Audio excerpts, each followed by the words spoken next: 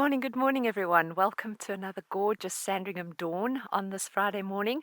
So good to have you all with us, and we're looking forward to a fantastic morning safari with you all. My name is Maxine Gaines.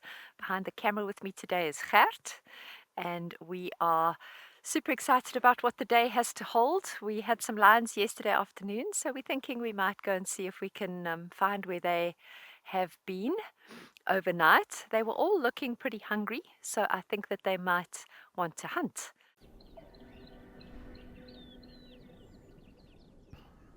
Thank you, Maxine. And yeah, they are. It's the craziest thing is that we came past here like 15 minutes ago, past Treehouse Pan, and there was not a single lion here, but there was tracks, but there was no lions. And then all of a sudden, here they are. We got the 3 females here, and then there's another 2 females. So we've got actually 5 females of the Nkuhuma pride. That is pretty much done. That is lying down here at Treehouse Pan for the morning. Isn't this amazing, everybody? Yeah. So, Nguma pride, so that we're just missing 2 females. It might be the 2 females that might be hanging around further north with the cubs. That's missing from the pride. I think the 2 that we had yesterday afternoon is here, or yesterday morning is here, and the 3 that we had the previous day is here. So, fantastic. What a way to start the Friday, Feline Friday, with some nice girls. Oh, there's one sniffing the air. Stunning pride. I love this pride. Beautiful girls. I can see she's just lifting her head, just sniffing the air, trying to see, maybe picking up on a scent of something.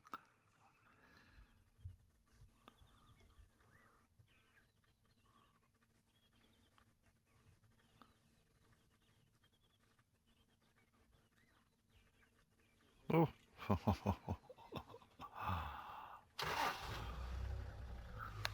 Looks like they're all moving a little bit north here. We're going to see where they're all going to go. We're going to follow them. Maybe they're going to head towards the Mulawati drainage line.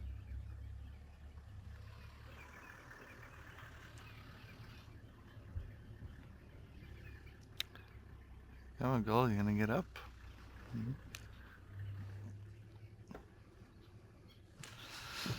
Right, well, let's try a shoot around, everybody. So we're going to quickly shoot around, just take a look. I'm sure this, yeah, she's also getting up, so we're all just going to go around and see if we can get a lovely view of all of them coming down the road. But yeah, let's go and take a look. Yeah. Oh. Yes. That female started chasing us. Sorry, I've got such a fright there. Oh my lord. You're right there. Yeah, for some reason, as we drove off, the one female just started chasing us there. Oh my word! Yeah, that. Go home, eh? Yeah, that. Oh my word! All right, well, we're just gonna quickly have a little bit of a turnaround here. Just gonna watch these girls come down towards us. Yeah, I'll give you a nice little view now. Sorry, I just don't want to have things in the way. You're right then, Paul. You're right now, eh? All right. All right.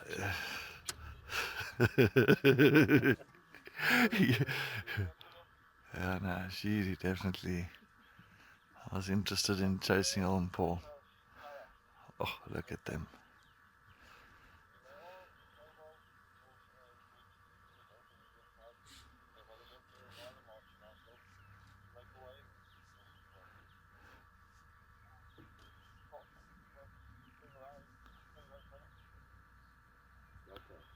Is that one at the back? Yeah. Oh, oh, oh, oh. My yes, what a start to the morning.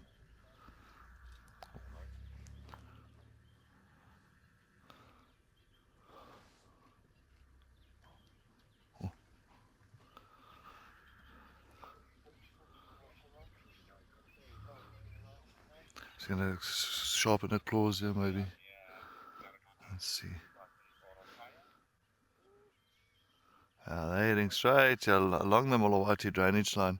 So good out this time of the morning. That's what's so nice. We were talking about how nice it is to be out early in the morning. This is exactly the reason you want to be out early, is that you're going to still get these lions still very, very active.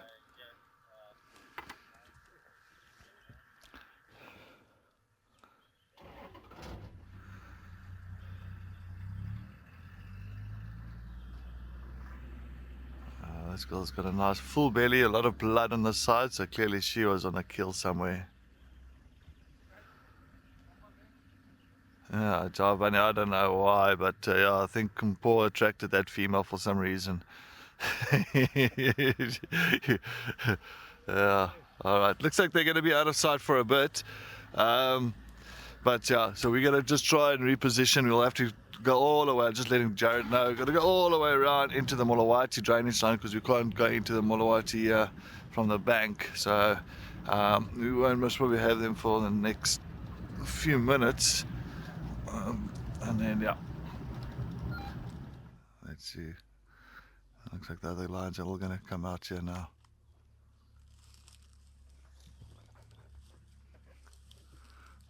Pale eyes. Oh. Lovely. What a sighting. And look at this other one, busy sharpening its claws. Oh, look at this. Climbing a tree. Not the most agile. Oh, oh, almost dropped the stick on the other one's head. That was...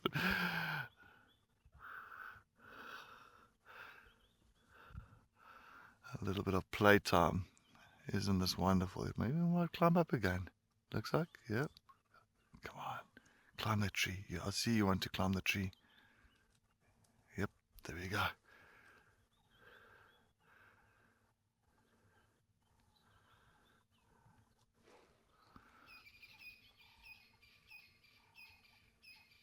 Geraldine, first time I met this pride is in 2010. That's the first time, so I've been fortunate seeing this pride for 15 years now. Of course, new members and all that.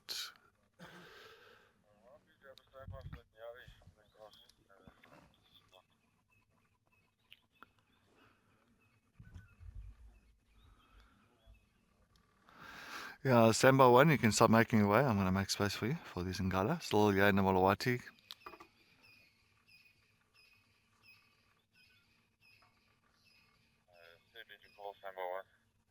AFM, AFM, AFM, AFM.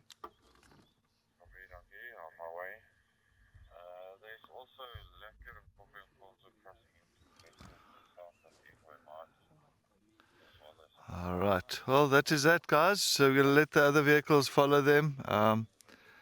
And we are going to move on.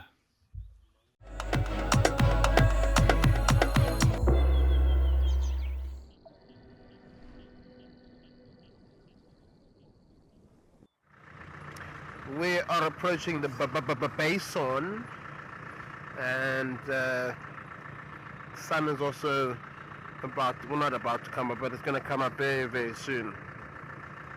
It's that time of day. I'm going to find a nice spot to stop here so we can show you what it looks like.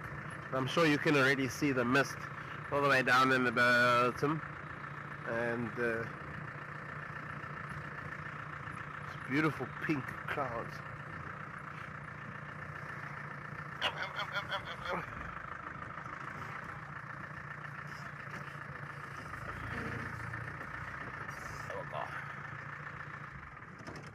Yeah. Would you look at that? It's unbelievable.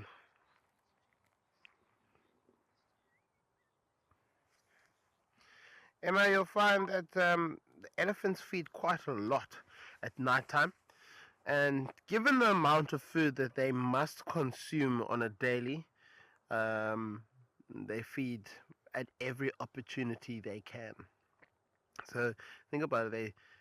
Elephants, they sleep for about 2 hours of the day. Obviously, not 2 hours consecutively, but they sleep for about 2 hours altogether. And this can be 2 hours over 24 hours or 2 hours over 48 hours. And they won't be struggling if they don't manage to get sleep within 2 days. It's not like they'll be tired or overly tired or sleepy. They just continue. They absolutely continue. So they would be feeding definitely at this time of the day. They might be feeding a little bit slower because it's a little colder. Um, or so I lie. They might be feeding quite quickly or moving around. It depends really. During the daytime when it's really really hot, you don't see them moving quite a lot, mostly because of the heat and them trying not to, you know, overheat in any way.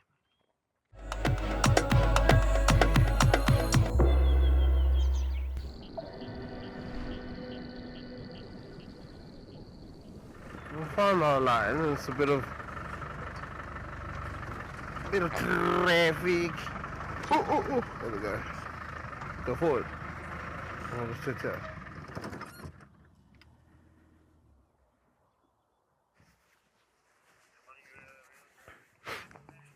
Excuse me. You will see some vehicles in the background. Of course, we are sharing the sighting with some others, but.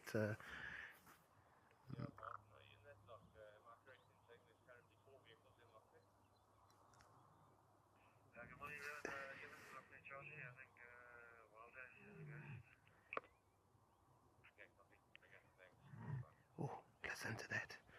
She's looking. She's looking for someone. Might be a family member down here. This is the youngest female lion. So one of the what was once a cub, not a cub anymore.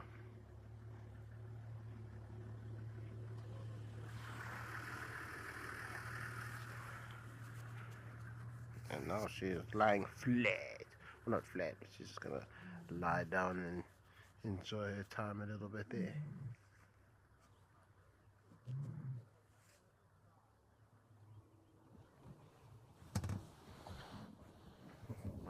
So she's waiting for a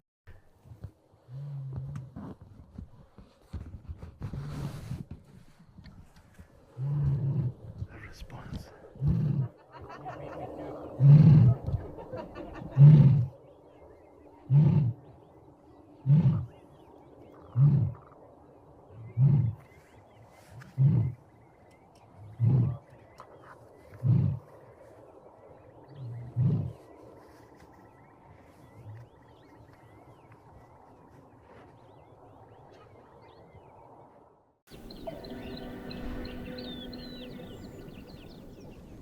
Well, this is one way to start and to celebrate International Cat Day with these two very, very full male lions. As you can see, they're resting up here in one of the little drainage lines. Full bellies. The two Kambula male lions are very much fast asleep, big bellies, and panting away.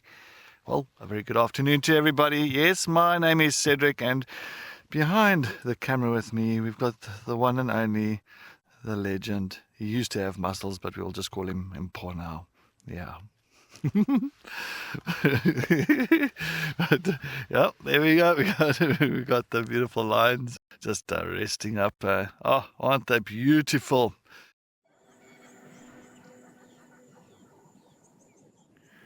Oh, well, Cedric, hopefully you get more than a few lion bums before you have to leave the sighting.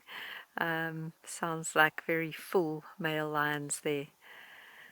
We just really enjoying this Ellie who's come down for a drink at the dam. Just going to sit and talk a bit quieter because we've got one of the bulls coming from behind us here. Hello, big guy. Okay. Okay, you can go past us. You can go past us, boy. We are not here to bother you. I'm going to, Gert's just getting him for us now. He's put his trunk over his tusk, which they often like to do when they're feeling a bit cheeky. Okay, boy, we're just sitting here. You go past. It's okay. There's plenty of space for you. Plenty of space for you. You can see how he's got his ears flared. That's the sign of an elephant that's feeling a little bit insecure, wants to make himself look a bit bigger, a little bit more intimidating. And he's just gauging our reaction to that. And I do really think that they listen to us. And if you keep your voice calm and friendly when they do that kind of thing, I think it helps. Hello, big guy. Okay, you can go past. I'm sorry if we blocked your road. I thought I gave you plenty of space. There we go. Go join your buddy.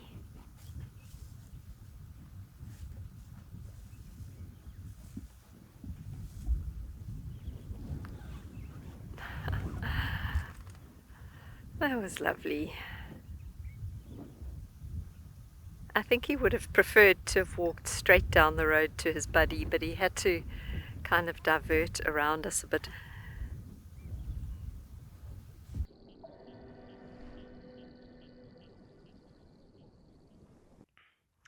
Well, here we have a very pretty little flower, and this is part of the Felicia family. Also, that is or part of the fine-leaved Felicia family, or Felicia filifolia. It's a beautiful purple flower that we see, also daisy-like, that we see all throughout the fynbos area of Amakhala. So that means on the ridgy slopes as well as close to the southern fence line, you'll find a lot of these particular flowers flowering at the moment. They do not flower all year round, so we don't see this lovely purple all year. But obviously during the winter season, so from from about July, mid June, through to July and probably a lot of August, you'll find that this particular flower will be growing, along with a lot of other flowers in the area that will form part of the fynbos family, as we know that fynbos flowers during the cold, wet, and rainy seasons of the year.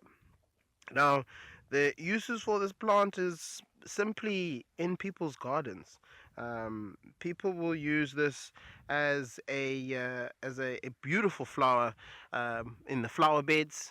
Some people use it as boundary flowers. So if you don't have a fence, you can kind of you plant them in a line, kind of mark your boundary.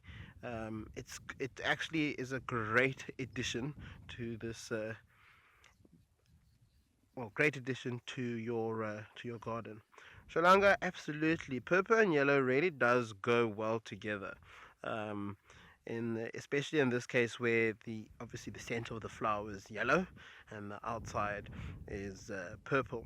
Now these flowers, funnily enough, if you look really carefully, you'll find that the petals don't face upwards like a satellite dish. They actually face downwards.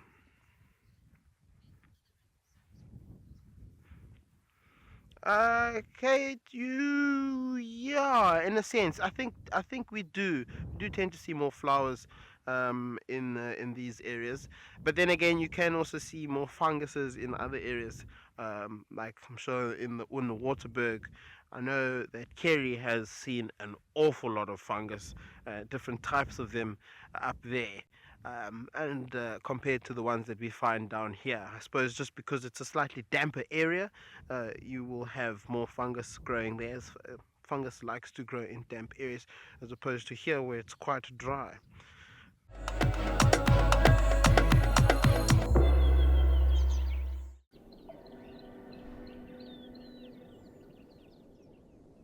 Thank you, Maxine.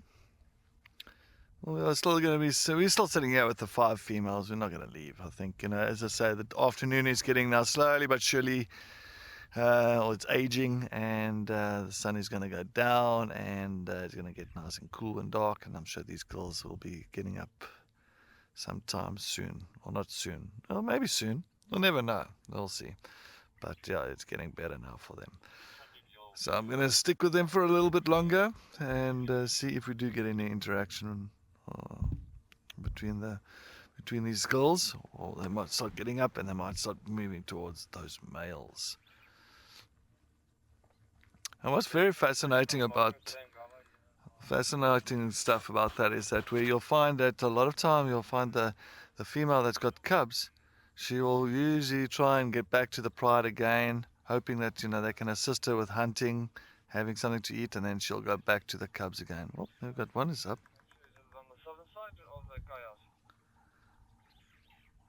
Oh, that one's heads up. I think it's on the southern side, but we approach from the Catalan side. Okay, copy. Ross, the copy chop over here? Okay, copy.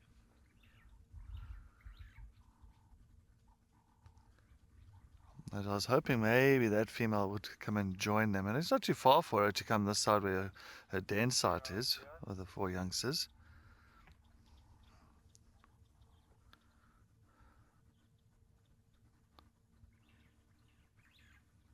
Michael, look, for lion pride to be successful is for these females to pretty much, first of all, help one another, work together as a pride to bring down something substantial like zebra and buffalo, maybe wildebeest. And then on top of that as well is to raise cubs. Now with lions, you'll find if 2 or 3 females have pretty much cubs close to pretty much at the same time, and if one female that's got cubs and she's struggling to produce milk, her cubs pretty much, or can, go and suckle from another female that's producing milk for her cubs.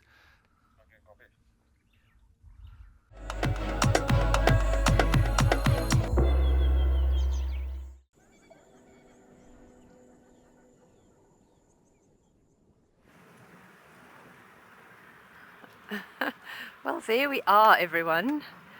We've got the drone up in the air, and just the drone is now following us as we wind our way through the bushveld,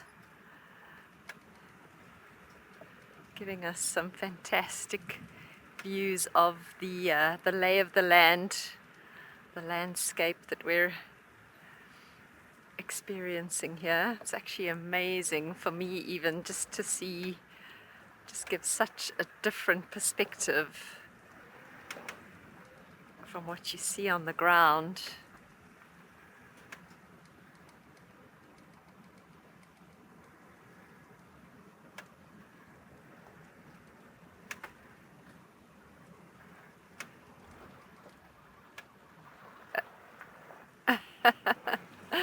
It is pretty cool, isn't it, Tammy? It's amazing it's quite surreal actually to be watching us there on the screen while we're driving. From the air, the landscape looks pretty open, which is very interesting because when you're down on the ground, it doesn't feel that open.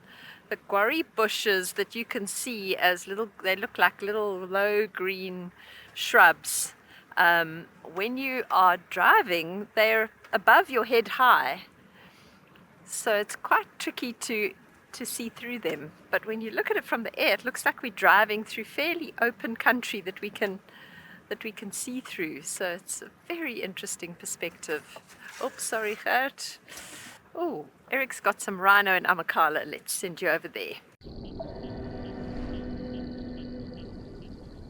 We had some big-bottomed pachyderms here who seem to have disappeared behind the buses.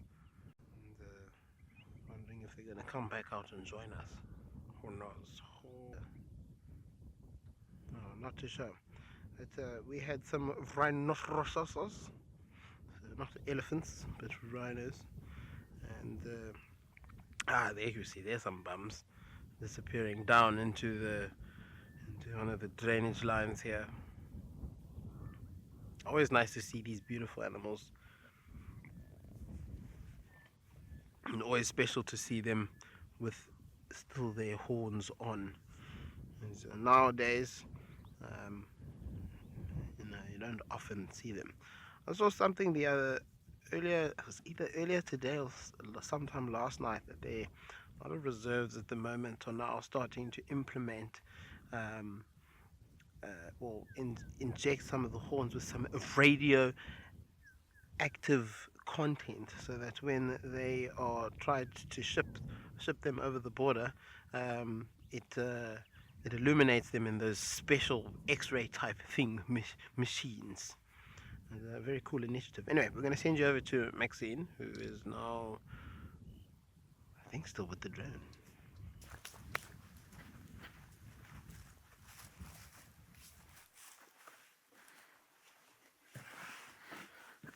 Oh, that sounds interesting, Eric. Radioactive stuff in their horn. I haven't read about that. Not quite sure what the purpose of that would be, really.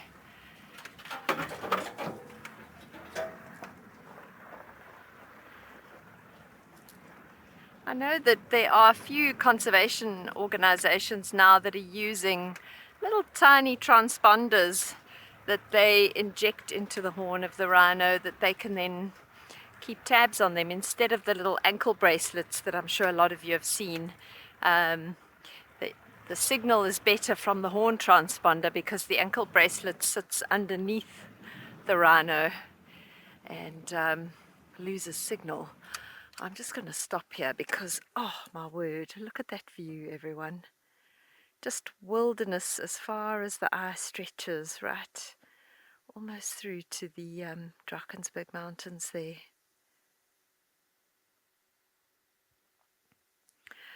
No, Dave, they're not necessarily. You've got to get permission to fly where we do fly. So you can't just send up a drone willy-nilly. You have to make sure that the authorities know that you're doing it, so that they know that it's nothing untoward, or know that it's not a poacher trying to, scan the terrain. So I think drones are employed in some parks as an anti-poaching kind of strategy. So there are a lot of applications for drones in the counterintelligence, counter-poaching kind of realm, if you want to call it that. But yeah, drones are not something that you can just put up in a park. You will be investigated and arrested if you do that. So we get permission every time to fly the drone, and then we need to tell the management where exactly we're going to be flying and what time of day we're going to be flying. So we send out a communication about our plans, where we'd like to go, and then wait for them to say, yes, that's fine, or no, it isn't fine for whatever reason. But look at that. Oh, wow. Look at that sun. Rays of the sun coming through the clouds and just streaming over the Drakensberg Mountains.